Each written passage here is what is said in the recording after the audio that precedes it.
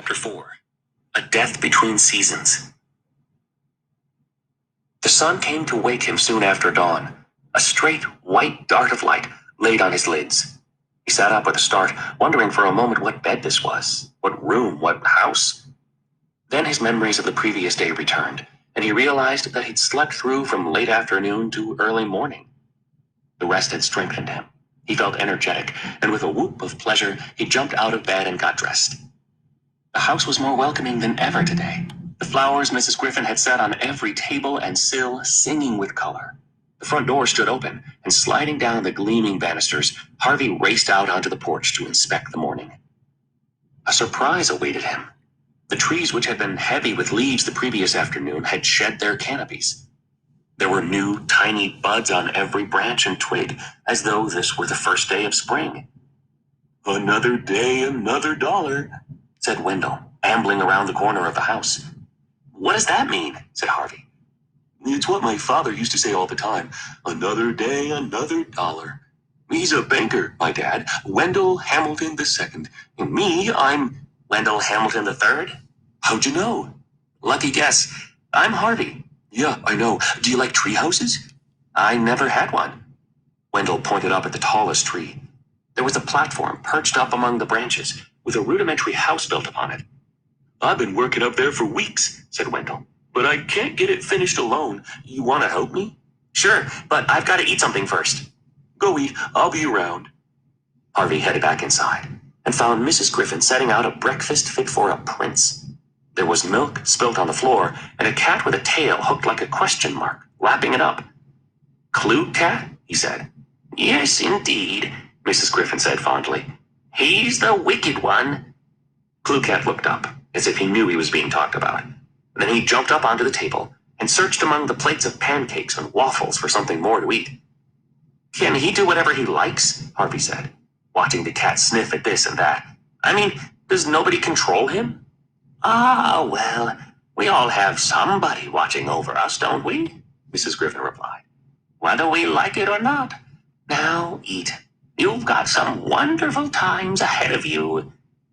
Harvey didn't need a second invitation. He dug into his second meal at the holiday house with even more appetite than he had the first, and then headed out to meet the day.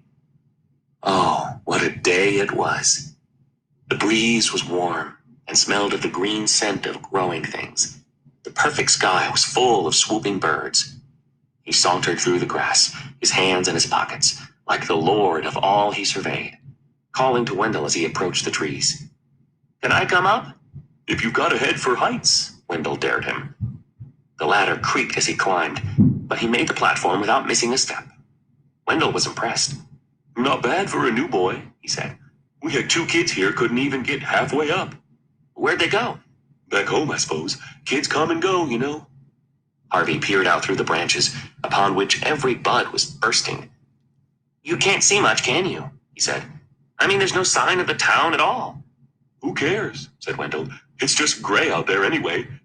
"And it's sunny here," Harvey said, staring down at the wall of misty stones that divided the grounds of the house from the outside world. "How's that possible?"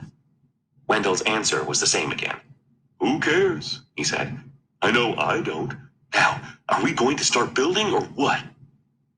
They spent the next 2 hours working on the treehouse, descending a dozen times to dig through the timbers heaped beside the orchard, looking for boards to finish their repairs. By noon, they'd not only found enough wood to fix the roof, but they had each found a friend. Harvey liked Wendell's bad jokes, and that "who cares," which found its way into every other sentence. And Wendell seemed just as happy to have Harvey's company. "You're the first kid who's been real fun," he said. "What about Lulu?" "What about her?" "Isn't she any fun?" "She was okay when I first arrived," Wendell admitted. "I mean, she's been here months, so she kinda showed me the place. But she's gotten weird the last few days. I see her sometimes wandering around like she's sleepwalking, with a blank expression on her face." "She's probably going crazy," Harvey said. "Her brain's turning to mush." "Do you know about that stuff?" Wendell wanted to know, his face lighting up with ghoulish delight. "Sure I do," Harvey lied. "My dad's a surgeon." Wendell was most impressed by this, and for the next few minutes listened in gaping envy as Harvey told him about all the operations he'd seen. Skull sawn open and legs sawn off, feet sewn on where hands used to be, and a man with a boil on his behind that grew into a talking head. You swear? Said Wendell. I swear, said Harvey. That's so cool. All this talk brought on a fierce hunger, and at Wendell's suggestion they climbed down the ladder and wandered into the house to eat. What do you want to do this afternoon? He asked Harvey as they sat down at the table. It's going to be real hot. It always is. Is there anywhere we can swim? Wendell frowned. Well, yes, he said doubtfully. There's a lake around the other side of the house, but you won't much like it. Why not? The water's so deep you can't even see the bottom. Are there any fish? Oh, sure. Maybe we could catch some. Mrs. Griffin could cook them for us. At this, Mrs. Griffin, who was at the stove piling up a plate with onion rings, gave a little shout and dropped the plate. She turned to Harvey, her face ashen. You don't want to do that, she said. Why not? Harvey replied. I thought I could do whatever I wanted. Well, yes, of course you can, she told him. But I wouldn't want you to get sick. The fish are poisonous, you see. Oh, said Harvey. Well, maybe we won't eat them after all. Look at this mess, Mrs. Griffin said, fussing to cover her confusion. I need a new apron. She hurried away to fetch one, leaving Harvey and Wendell to exchange puzzled looks. Now I really have to see those fish, Harvey said. As he spoke, the ever-inquisitive Clue Cat jumped up onto the counter beside the stove, and before either of the boys could move to stop him, he had his paws up on the lip of one of the pans. Hey, get down, Harvey told him. The cat didn't care to take orders. He hoisted himself up onto the rim of the pan to sniff at its contents, his tail flicking back and forth. The next moment, disaster. The tail danced too close to one of the burners and burst into flames. Clue Cat yowled and tipped over the pan he was perched upon. A wave of boiling water washed him off the top of the stove, and he fell to the ground in a smoking heap. Whether drowned, scalded, or incinerated, the end was the same. He hit the floor dead. The din brought Mrs. Griffin hurrying back. I think I'm going to go eat outside, Wendell said as the old woman appeared at the door. He snatched up a couple hot dogs and was gone. Oh, my Lord, Mrs. Griffin cried when she set eyes on the dead cat. Oh, you foolish thing. It was an accident, Harvey said, sickened by what had happened. He was up on the stove. Foolish thing, was all Mrs. Griffin seemed able to say. She sank down onto her knees and stared at the sad little sack of burned fur. No more questions from you, she finally murmured. The sight of Mrs. Griffin's unhappiness made Harvey's eyes sting, but he hated to have anyone see him cry, so he fought back his tears as best he could and said, Shall I help you bury him? In his gruffest voice.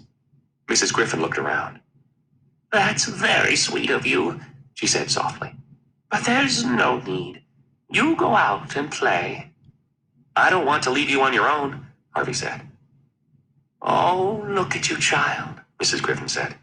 You've got tears on your cheeks. Harvey blushed and wiped them away with the back of his hand. Don't be ashamed to weep, Mrs. Griffin said. It's a wonderful thing. I wish I could still shed a tear or two. You're sad, Harvey said. I can see that. What I feel is not quite sadness, Mrs. Griffin replied. And it's not much solace either, I'm afraid. What's solace? Harvey asked. It's something soothing, Mrs. Griffin said, getting to her feet. Something that heals the pain in your heart. And you don't have any of that? No, I don't, Mrs. Griffin said. She reached out and touched Harvey's cheek. Except maybe in these tears of yours, they comfort me. She sighed as she traced their tracks with her fingers.